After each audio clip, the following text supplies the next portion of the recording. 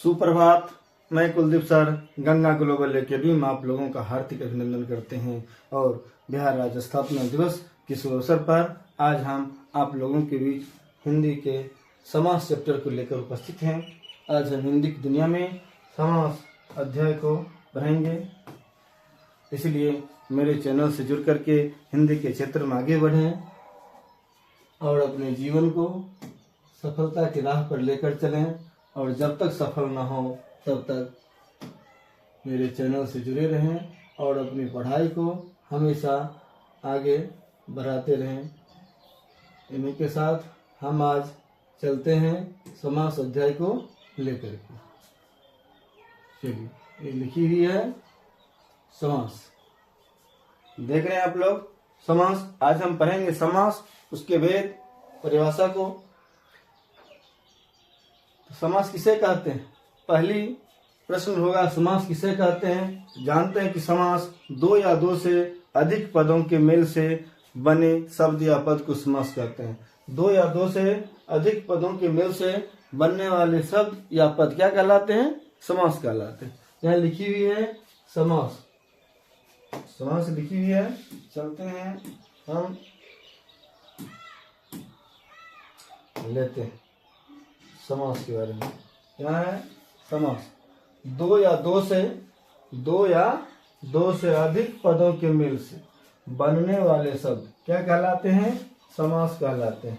जैसे गंगा का जल, यानी गंगा और जल मिलके क्या बन गया? गंगा का जल। अनंत मतलब अंत नहीं, जिसका अंत नहीं होता। यहाँ दो शब्द है या दो पद, उसके मिलने के बाद क्या बन गया? एक नया शब्द बना, और यही समास कहलाता है।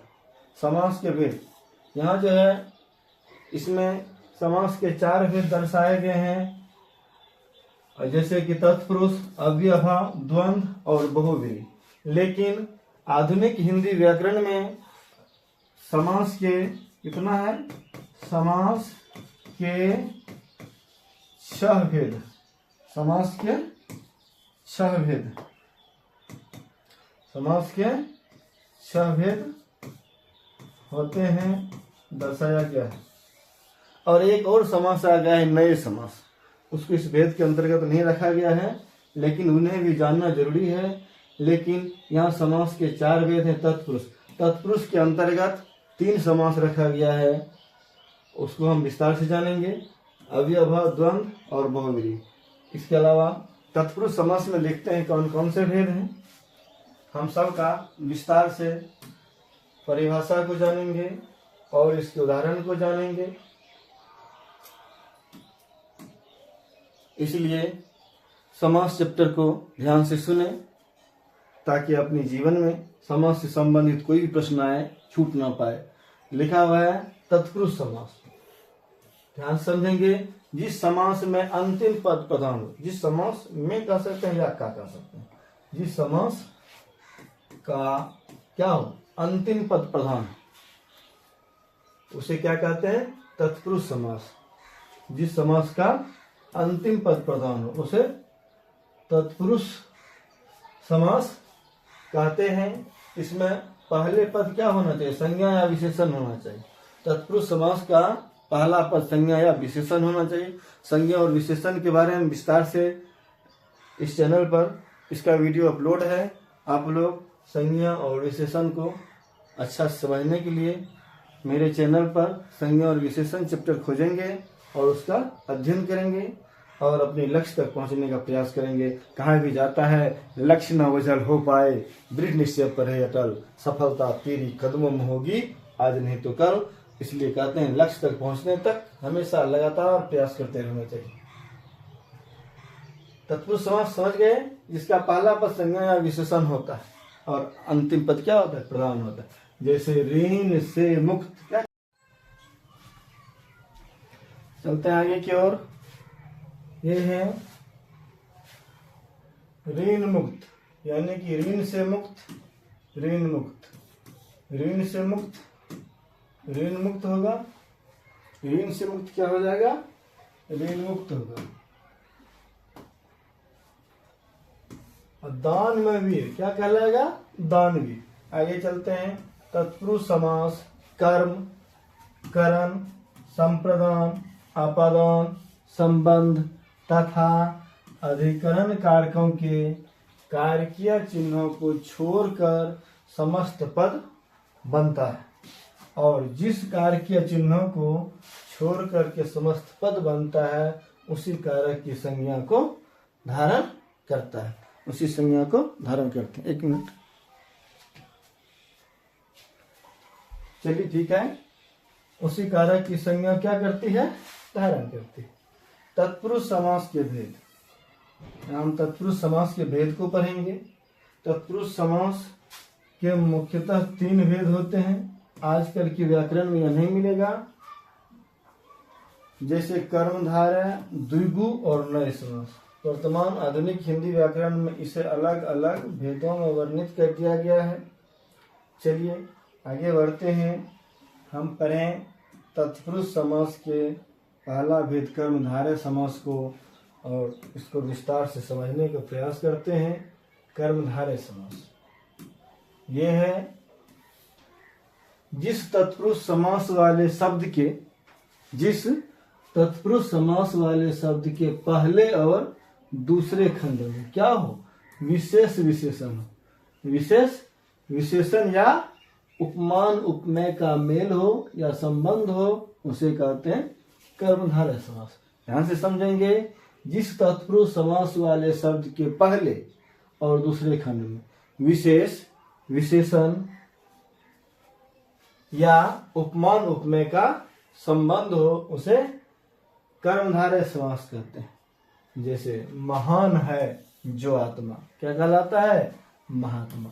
विशेष अर्थ धारण करता है, महान है उनकी आत्मा। कलन के समान, क्या है? कमल के समान नयन, यानी उसका आंख जो कमल के समान है, क्या कहलाता है? कमल नयन। परम है जो ईश्वर, परमेश्वर आदि, ये सब कर्मधारय समास है। जैसे महात्मा, परमेश्वर, कमल नयन आदि आदि। अब है द्विगु समास। ये बहुत ही आसान है, इसे समझना। हम लोग समझे इस रूप में कि वह कर्मधारय समास जिसका पहला पद संख्यावाचक, क्या कहलाएगा? कर्मधारय समास नहीं कहेंगे, या कहेंगे वह समास जिसका पहला पद क्या हो? संख्यावाचक हो। वह समास जिसका पहला पद संख्यावाचक, यानी संख्या का बोध हो, नंबर का बोध हो, उसे हम द्विगु समास कहते हैं। जैसे त्रिफला, त्रिफला में 3 का बोध हो रहा है, यानी 3 फलों का समाहार। उसी तरह पंचवटी में 5 का बोध हो रहा है, 5 वटों का समाहार, यानी 5 रास्ता का समाहार। इसी तरह हम कह सकते हैं त्रिनेत्र, जिसको 3 आंख हो। अब कह सकते हैं, ये कह सकते, इसको बताइए, अठन्नी, चौवन्नी,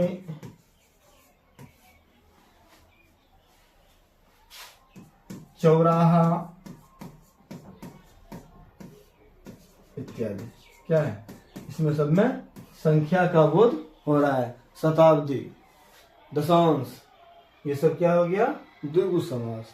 वह समास जिसका पहला पद क्या हो? संख्यावाची, यानी संख्या का बोध हो रहा है, तो तुरंत समझ जाएंगे वह द्विगु समास है। क्या समझेंगे? द्विगु समास। त्रिनेत्र, अठन्नी, चौवन्नी, चौराहा, पंचवटी इत्यादि इत्यादि। एक है तत्पुरुष समास का भेद में नए समास। देखा है ना? जिस तत्पुरुष समास का पहला पद न या अन इत्यादि निषेधवाचक, क्या हो? निषेधवाचक। यहाँ तत्पुरुष होना चाहिए। क्या हो? जिस तत्पुरुष समास का पहला पद न हो या ना हो या अन हो, यानी निगेटिव का बोध हो रहा है, नकारात्मक का बोध हो रहा है, निषेधात्मक का बोध हो रहा है, उसे क्या कहते हैं? नए समास कहते हैं। ये बहुत ही आसान है। जैसे अ लग गया, अन्याय हो गया। न न्याय करने वाला, नालायक, जो कि लायक न हो। अनाचार जो कि आचार नहीं हो, अनपढ़ जो पढ़ने योग्य नहीं हो, अनपढ़ ये हो गया। इसी तरह अनजान जिसे नहीं जानते, जिसे नहीं जानते क्या हो गया, अनजान। अनभिज्ञ इत्यादि क्या हो जाएगा, हम कह सकते हैं etc, जिसमें अ, अन, ना या ना रहे उसे हम नए समास कहते हैं।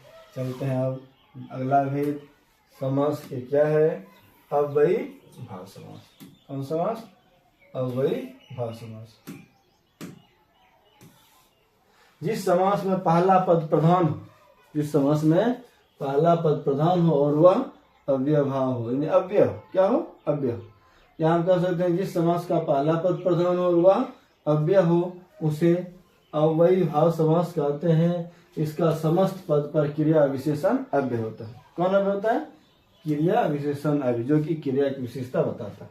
जैसे यथाशक्ति, शक्ति के अनुसार, यथाशक्ति, अंग प्रत्यंग, प्रतिदिन इत्यादि क्या हुआ, अव्यय भाव समास हो गया। क्या हो गया, अव्यय भाव समास हो गया, क्योंकि यथाशक्ति, प्रतिदिन, अंग प्रत्यंग ये सब क्या है, इसमें विशेष विशेषण यानी क्रिया विशेषण का अव्यय का बोध होता है, उसे अव्ययी भाव समास कहते हैं।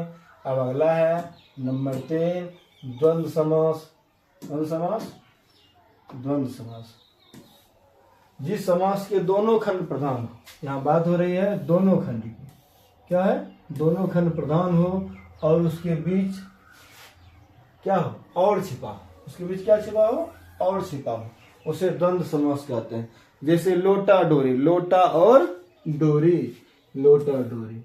उसी प्रकार राधा कृष्ण, राधा और कृष्ण, राधे श्याम, राधे और श्याम, ये सब क्या हो गया, द्वंद्व समास। ये कह सकते हैं भात दाल, माता पिता, भाई बहन, चाचा चाची, ये सब द्वंद्व समास में आता है। अब चलते हैं बहुव्रीहि समास। ये बहुत ही इंपॉर्टेंट है। जिस समास का कोई भी पद प्रधान नहीं हो, क्या हो, जिस समास का कोई भी पद प्रधान नहीं हो, या जिस समास में कोई भी पद प्रधान नहीं होता है, अपितु क्या होता है, बाहर से आकर के कोई पद प्रधान हो जाता है, यानी कि उसे हम बहुव्रीहि समास कहते हैं। ये कह सकते हैं जिस समास का कोई भी प्रधान नहीं हो, कोई भी पद प्रधान नहीं हो, बल्कि वह अपने सामान्य अर्थ को छोड़ करके विशेष अर्थ धारण करता हो, उसे बहुव्रीहि समास कहते हैं। यही बात यहाँ लिखी हुई है, जिस समास में कोई भी पद प्रधान नहीं होता अपितु बाहर से आकर कोई पद प्रधान हो जाता है, उसे बहुव्रीहि समास कहते हैं। जैसे गजानन, गजानन मतलब गज के समान आनन, यानी गज के समान आंख, जैसे गणेश जी। वंशीधर जो वंशी धारण करता हो, जैसे श्री कृष्ण, वह बहुव्रीहि समास हो गया। लंबोदर जिसका उदर लंबा हो, लंबोदर, ये सब क्या हो गए, बहुव्रीहि समास हो गए। चलते हैं आगे, कुछ समासिक पदों की सूची यहाँ वह है, इसे भी देख लिया जाए, इसे भी समझना जरूरी है। लिखी है, क्या लिखी है, शब्द है और उसका विग्रह है, वह कौन सा समास है ये भी वर्णन है। जैसे अनुचित, अन लग गया, ये और जिसमें लग जाएगा अन लग जाएगा, ना लगेगा तो वह निगेटिव हो जाएगा, इसका हो गया नामोचित, ये नए समास हो जाता है। क्या हो जाता है, नए समास। ये क्या है, आजीवन यानी जीवन भर चलने वाला, क्या है, यहाँ अव्यय का बोध रहा है, अव्ययी भाव समास हो गया। क्या हो गया, अव्ययी भाव समास। उसे आजकल, आजकल में क्या है, और जुड़ा है, आज और कल, इसमें दोनों पद प्रधान है, तो क्या हो गया, द्वंद्व समास। क्या हो जाएगा, द्वंद्व समास। अनपढ़, इसमें भी निगेटिव लग गया, लग गया, तो ना पढ़ा तो हो गया नए समास। कमल नयन, कमल के समान नयन, कमल के समान नयन, कमल नयन हो गया, ये क्या हो गया, कर्मधारय समास हो गया। क्या हो गया, कर्मधारय समास हो गया। इस प्रकार हम लोगों ने आज समास के महत्वपूर्ण परिभाषाएं, भेद आदि को जाना, समझा। आज के लिए इतना ही। बिहार दिवस की ढेर सारों बधाई और शुभकामनाएं। जय हिंद, जय भारत।